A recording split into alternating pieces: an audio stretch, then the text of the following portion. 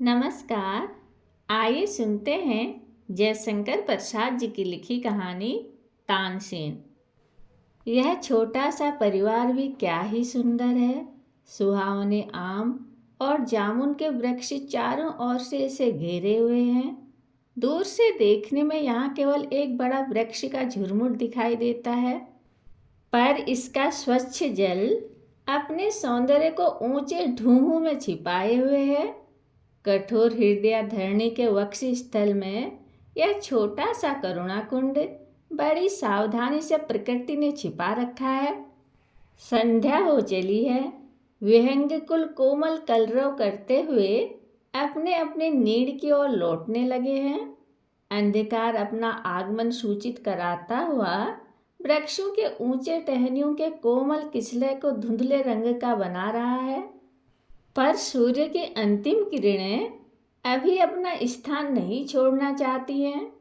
वे हवा के झोंकों से हटाए जाने पर भी अंधकार के अधिकार का विरोध करती हुई सूर्यदेव की उंगलियों की तरह हिल रही हैं।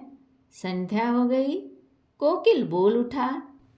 एक सुंदर कोमल कंठ से निकली हुई रसीली तान ने उसे भी चुप करा दिया। मनोहर स्वर लहरी उस सरोवर तीर से उठकर तट के सब वृक्षों को गुंजारित करने लगी। मधुर मलयानिल तड़ित जल लहरी उस स्वर के ताल पर नाचने लगी। हर एक पत्ता ताल देने लगा। अद्भुत आनंद समावेश था। शांति का नैसर्गिक राज्य उस छोटी रमणी भूमि में मानो जमकर बैठ गया। यह आनंद कानन अपना मनोहर स्वरूप एक पथिक से छिपा न सका, क्योंकि यह प्यासा था। जल की उसे आवश्यकता थी। उसका घोड़ा जो बड़ी शीघ्रता से आ रहा था रुका, और वह ऊपर बैठा पथिक बड़े वेग से अश्रु से उतरा, पर वह भी स्तब्ध खड़ा हो गया, क्योंकि उसको भी उसी स्वर लहरी ने मंत्रमुग्ध फणी की तरह बना दिया। मृगयाशील पथिक क्लांत था। वृक्ष के सहारे खड़ा हो गया। थोड़ी देर तक वह अपने को भूल गया। जब स्वर लहरी ठहरी तब उसकी निद्रा भी टूटी। युवक सारे श्रम को भूल गया। उसके अंग में एक अद्भुत स्फूर्ति मालूम हुई। वह जहाँ से स्वर सुनाई पड़ता था उसी ओर चला। जाकर देखा एक युवक खड़ा होकर उस अंधकार रंजित जल की ओर देख रहा है। पथिक ने उत्साह के साथ जाकर उस युवक के कंधे को पकड़कर हिलाया। युवक का ध्यान टूटा। उसने पलट कर देखा। पथिक का वीर वेश भी सुंदर था। उसकी खड़ी मूछें उसके स्वाभाविक गर्व को तनकर जता रही थी। युवक को उसके इस असभ्य बर्ताव पर क्रोध आया, पर कुछ सोचकर वह चुप हो रहा। और इधर पथिक ने सरल स्वर से एक छोटा सा प्रश्न कर दिया, क्यों भाई, तुम्हारा नाम क्या है? युवक ने उत्तर दिया, राम प्रसाद। पथिक, यहाँ कहाँ रहते हो? अगर बाहर के रहने वाले हो तो चलो हमारे घर पर आज ठहरो। युवक कुछ न बोला, किंतु उसने एक स्वीकार सूचक इंगित किया। पथिक और युवक दोनों अश्रु के समीप आए। पथिक ने उसकी लगाम हाथ में ले ली। दोनों पैदल ही सड़क की ओर बढ़े। दोनों एक विशाल दुर्ग के फाटक पर पहुंचे और उसमें प्रवेश किया। द्वार के रक्षकों ने उठकर आदर के साथ उस पथिक को अभिवादन किया। एक ने बढ़कर घोड़ा थाम लिया। अब दोनों ने बड़े दालानों और अमराइयों को पार करके एक छोटे से पाई बाग में प्रवेश किया। राम प्रसाद चकित था। उसे यह नहीं ज्ञात होता था कि वह किसके संग कहाँ जा रहा है। हाँ, यह उसे अवश्य प्रतीत हो गया कि यह पथिक इस दुर्ग का कोई प्रधान पुरुष है। पाई बाग में बीचों बीच एक चबूतरा था जो संगमरमर का बना हुआ था। छोटी छोटी सीढ़ियाँ चढ़कर दोनों उस पर पहुँचे। थोड़ी देर में एक दासी पानदान और दूसरी वारुणी की बोतल लिए हुए आ पहुँची। पथिक, जिसे अब हम पथिक न कहेंगे, ग्वालियर दुर्ग का किलेदार था। मुगल सम्राट अकबर के सरदारों में से था। बिछे हुए पारसी कालीन पर मसनद के सहारे वह बैठ गया। दोनों दासियां फिर एक हुक्का ले आई और उसे रखकर मसनद के पीछे खड़ी होकर चंवर करने लगी। एक ने राम प्रसाद की ओर बहुत बचाकर देखा। युवक सरदार ने थोड़ी सी वारुणी ली, 2-4 गिलोरी पान की खाकर फिर वह हुक्का खींचने लगा। राम प्रसाद क्या करे, बैठे बैठे सरदार का मुंह देख रहा था। सरदार के ईरानी चेहरे पर वारुणी ने वार्निश का काम किया। उसका चेहरा चमक उठा। उत्साह से भरकर उसने कहा, राम प्रसाद, कुछ न कुछ गाओ। यह उस दासी की ओर देख रहा था। राम प्रसाद सरदार के साथ बहुत मिल गया। उसे अब कहीं भी रोक टोक नहीं है। उसी पाई बाग में उसके रहने की जगह है। अपनी खिचड़ी आंच पर चढ़ाकर प्राय चबूतरे पर आकर गुनगुनाया करता। ऐसा करने की उसे मनाही न थी। सरदार भी कभी कभी खड़े होकर बड़े प्रेम से उसे सुनते थे। किंतु उस गुनगुनाहट ने एक बड़ा बेढब कार्य किया। वह यह कि सरदार महल की एक नवीना दासी उस गुनगुनाहट की धुन में कभी कभी पान में चूना रखना भूल जाया करती थी और कभी कभी मालकिन के किताब मांगने पर आफताब ले जाकर बड़ी लज्जित होती थी। पर तो भी बरामदे में से उसे एक बार उस चबूतरे की ओर देखना ही पड़ता था।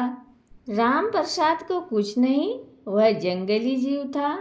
उसे इस छोटे से उद्यान में रहना पसंद नहीं था, पर क्या करे, उसने भी एक कौतुक सोच रखा था। जब उसके स्वर में मुग्ध होकर कोई अपने कार्य में च्युत हो जाता, तब उसे बड़ा आनंद मिलता। सरदार अपने कार्य में व्यस्त रहते थे।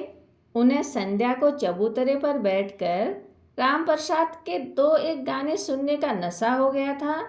जिस दिन गाना नहीं सुनते, उस दिन उनको वारुणी में नशा कम हो जाता। उनकी विचित्र दशा हो जाती थी। राम प्रसाद ने एक दिन अपने पूर्व परिचित सरोवर पर जाने के लिए छुट्टी मांगी। मिल भी गई। संध्या को सरदार चबूतरे पर नहीं बैठे, महल में चले गए। उनकी स्त्री ने कहा, आज आप उदास क्यों हैं? सरदार बोले, राम प्रसाद के गाने में मुझे बड़ा ही सुख मिलता है। सरदार पत्नी, क्या आपका रामदास इतना अच्छा गाता है जो उसके बिना आपको चैन नहीं? मेरी समझ में मेरी बांदी उससे अच्छा गा सकती है। सरदार हंसकर बोले, भला उसका नाम क्या है? पत्नी, वही सौसन जिसे मैं दिल्ली से खरीद कर ले आई हूँ। सरदार, क्या खूब, अजी, उसको तो मैं रोज देखता हूँ। वह गाना जानती होती तो क्या मैं आज तक नहीं सुन सकता? सरदार पत्नी, तो इसमें बहस की कोई ज़रूरत नहीं है। कल उसका और राम प्रसाद का आमना सामना कराया जावे। सरदार, क्या हर्ज? आज उस छोटे से उद्यान में अच्छी सज धज है। साज लेकर दासियां बजा रही हैं। सौसन संकुचित होकर राम प्रसाद के सामने बैठी है। सरदार ने उसे गाने की आज्ञा दी। उसने गाना आरंभ किया। कहोरी जो कहिबे की होई, विरह विथा अंतर की वेदन, सो जाने जे होई। ऐसे कठिन भय पिए प्यारे, काहि सुनाओ रोई। सूरदास सुख मुरी मनोहर, ले जुगियो मन गोई। कमनी कामनी कंठ की प्रत्येक तान में ऐसी सुंदरता थी कि सुनने वाले बजाने वाले सब चित्र लिखे से हो गए। राम प्रसाद की विचित्र दशा थी, क्योंकि सौसन के स्वाभाविक भाव जो उसकी ओर देखकर होते थे, उसे मुग्ध किए हुए थे। राम प्रसाद गायक था, किंतु रमणी सुलभ भ्रू भाव उसे नहीं आते थे। उसकी अंतरात्मा ने उससे धीरे से कहा, सर्वस्व हार चुका। सरदार ने कहा, राम प्रसाद, तुम भी गाओ। वह भी एक अनिवार्य आकर्षण से इच्छा न रहने पर भी गाने लगा। हमारो हृदय कलसहु जिल्यो, फटतन सखी अजऊ उही आशा बरिस दिवस पर बिल्यो। हमहु सबचि पयोनी के करिय, आशा तनुरिल्यु।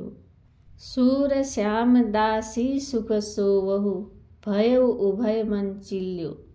शोषण के चेहरे पर गाने का भाव एक बारगी अरुणिमा में प्रकट हो गया। राम प्रसाद ने ऐसे करुण स्वर से इस पद को गाया कि दोनों मुग्ध हो गए। सरदार ने देखा कि मेरी जीत हुई, प्रसन्न होकर बोल उठा, राम प्रसाद, जो इच्छा हो मांग लो। यह सुनकर सरदार पत्नी के यहाँ से एक बांदी आई और शोषण से बोली, बेगम ने कहा है कि तुम्हें भी जो मांगना हो हमसे मांग लो। राम प्रसाद ने थोड़ी देर तक कुछ न कहा। जब दूसरी बार सरदार ने मांगने को कहा तब उसका चेहरा कुछ अस्वाभाविक सा हो उठा। वह विक्षिप्त स्वर से बोल उठा, यदि आप अपनी बात पर दृढ़ हो तो शोषण को मुझे दे दीजिए। उसी समय शोषण भी उस बांदी से बोली, बेगम साहिबा यदि कुछ मुझे देना चाहें तो अपने दासी पद से मुक्त कर दें। बांदी भीतर चली गई। सरदार चुप हो गए। बांदी फिर आई और बोली, बेगम ने तुम्हारी प्रार्थना स्वीकार की और यह हार दिया है। इतना कहकर उसने एक जड़ाऊ हार शोषण को पहना दिया। सरदार ने कहा, राम प्रसाद, आज से तुम तानसेन हुए, यह शोषण भी तुम्हारी हुई, लेकिन धर्म से इसके साथ ब्याह करो। तानसेन ने कहा, आज से हमारा धर्म प्रेम है। कहानी सुनने के लिए धन्यवाद।